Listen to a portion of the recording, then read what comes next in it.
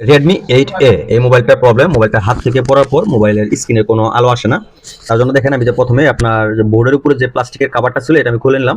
খোলার পর আমি ডিসপ্লে কানেক্টর, ব্যাটারি কানেক্টরগুলো খুলে আমি পুনরায় লাগিয়ে দেখবো এটার সমস্যার সমাধান হয় কিনা, কোনো লুজ কালেকশন হয়েছে কিনা। তো দেখেন এই যেটা কিন্তু চালু হয় না। তো তার জন্য আমি নিচের যে অংশটা আছে আপনার ডিসপ্লেটা খোলার জন্য দেখেন ডিসপ্লেটা কিন্তু এই যে ভাঙা ভাঙা ডিসপ্লেটা ভেঙে গেছে, তার কারণে কিন্তু লাইট আসে না।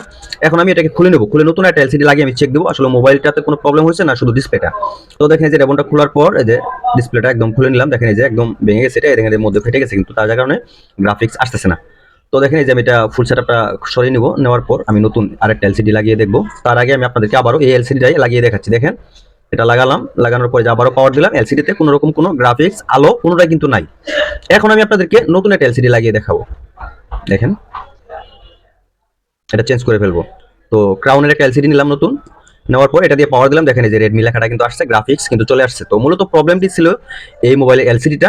তো এলসিডিটা আমি লাগিয়ে নেবো। দেখেন এই যে বুটটা আমি আগে কিন্তু পরিষ্কার করে নিয়েছি ভিডিওটা শর্টকাট হওয়ার জন্য।